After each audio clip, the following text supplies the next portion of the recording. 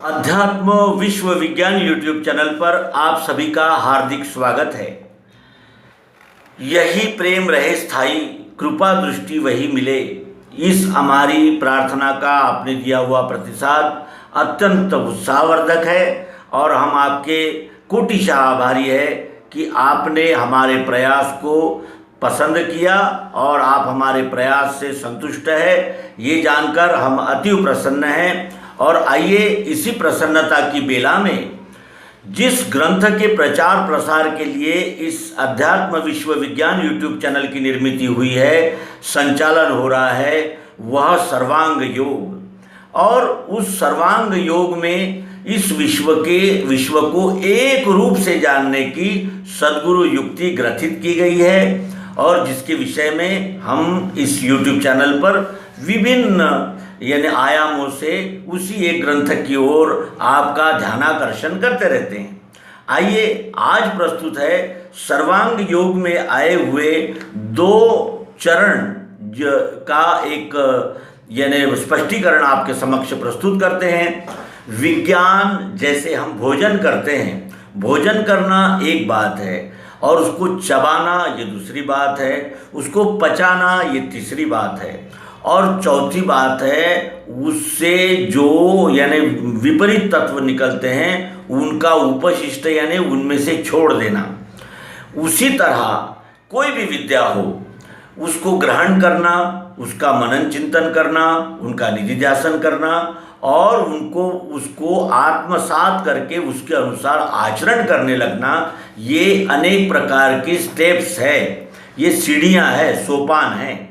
और यही निर्देशित करते हैं अध्यात्म विज्ञान शाला ओंकारेश्वर के तीसरे संचालक, जिन्हें डॉक्टर श्रीधर रामचंद्र देसाई जो भगवान के ग्रंथों के संपादक रहे, डॉक्टर आनंद चैतन्य इन्होंने केंद्रीय अध्यात्म विज्ञान शाला ओंकारेश्वर का संचालकत्व सौंपा था। वे डॉक्टर सर्वांगानंद चैतन्य सर्वांग योग के अभ्यासकों के लिए क्या संदेश देते हैं, ये हम प्रस्तुत करें नारी चेतना विशेषांक 2013 से अध्यात्म विज्ञान शाला पत्रिका से।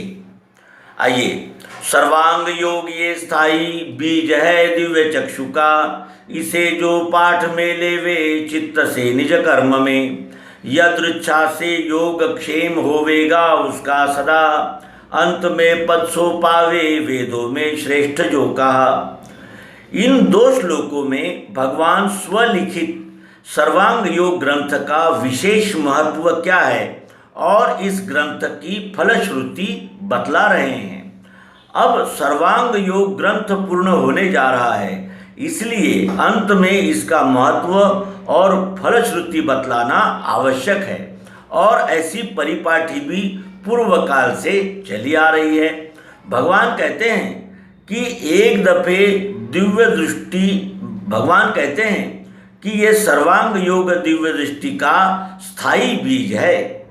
सद्गुरु के मुख से जिस श्रद्धावान सात्विक हृदय के मुमुक्षु ने एक दफे दिव्य दृष्टि का प्रयोग सुना, देखा, उसको अगर बारंबार यह प्रयोग देखने के सत्संग का शुभ अवसर मिला और उसने मनन पूर्वक सर्वांग योग का अध्ययन शुरू किया, तो दिव्य चक्षु का बीज इसके स्वभाव में उपदेश के समय पड़ता है। उसको इस ग्रंथ के मनन से निधिध्यास और साक्षात्कार स्वरूप स्थायित्व अर्थात दृढ़ता आ ही जाती है।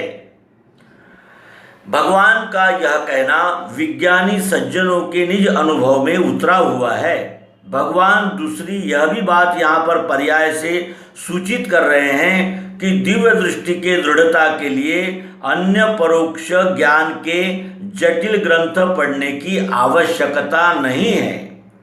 और यह भी इससे सूचित होता है कि विज्ञानी लोगों को दिव्य दृष्टि प्राप्त करने के बाद भगवान के गीतोपनिषद, चमत्कार निर्णय, नरनारायण, बुद्ध सूक्त आदि ग्रंथों का परिशीलन करते समय उनका सर्वांग योग इस ग्रंथ की ओर दुर्लक्ष्य नहीं होना चाहिए।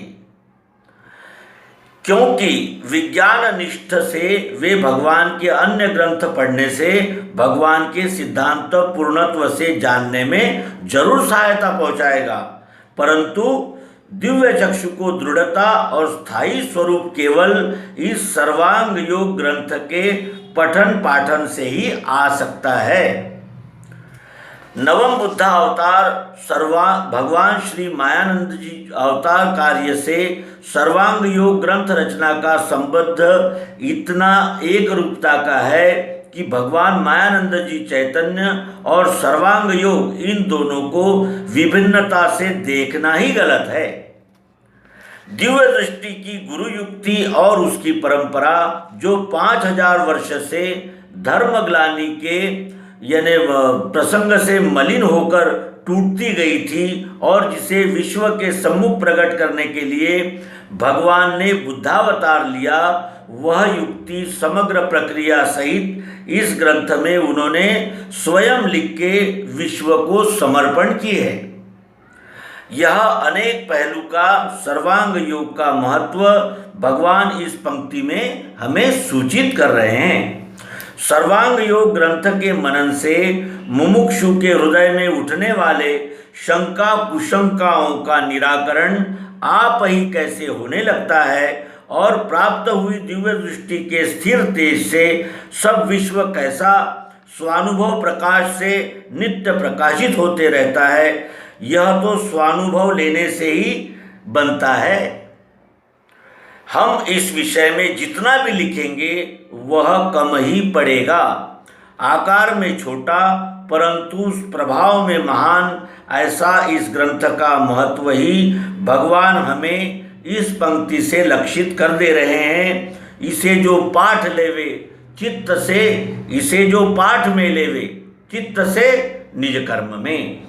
तो हमने यहाँ डॉक्टर सर्वांगानंद जी चैतन्य जो अध्यात्म विज्ञानशाला के तीसरे संचालक रहे हैं, उनका सर्वांग योग विषय में मार्गदर्शन सुन रहे थे, पढ़ रहे थे, समझ रहे थे और उसके अनुसार हम भी सर्वांग योग को अधिक से अधिक आत्मसात करेंगे और इस अध्यात्म विज्ञान के प्रवास में हमारा जो अंतिम लक्ष्य है स्वस्वरूप दर्शन, उसकी ओर अग्रसित होंगे। ये कहते हुए यहाँ इस अंक का समापन करेंगे। नर्मदे।